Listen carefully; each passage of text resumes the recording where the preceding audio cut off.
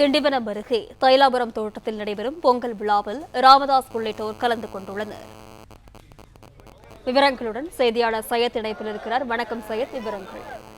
வணக்கம். விழுப்புரம் மாவட்டம் திண்டிவனம் அடுத்த தைலாபுரம் தோட்டத்தில் பாமக நிறுவனர் டாக்டர் ராமதாஸ் தலைமையில் சமத்துவ பொங்கல் விழா இன்று காலை நடைபெற்றது. இதில் பாரம்பரிய ஆடை அணிந்து புது பானையில் பொங்கலிட்டு பொங்கி வந்தவுடன் பொங்கலோ பொங்கல் என தனது மகிழ்ச்சியை கட்சி நிர்வாகிகளுடன் டாக்டர் ராமதாஸ் வெளிப்படுத்தினார். பின்பு அங்கிருந்து கட்சி நிர்வாகிகளுக்கு ராமதாஸ் பொங்கலை வழங்கினார். இதைத் தொடர்ந்து பல்வேறு பாரம்பரிய கலை நிகழ்ச்சிகள் மற்றும் ராமதாஸ் குறித்த வரலாற்றை விளக்கும் நாடகங்களும் நடைபெற்று வருகிறது. இந்த நிகழ்ச்சியில் டாக்டர் ராமதாஸின் மனைவி சரஸ்வதி அம்மாள், கட்சியின் கௌரவ தலைவர் ஜி.கே. மணி, டாக்டர் ராமதாஸின் மகள் சி. காந்திமதியின் மகன்கள் முகுந்தன், சுகுந்தன் மற்றும் கட்சி நிர்வாகிகள் பலர் கலந்து கொண்டுள்ளனர்.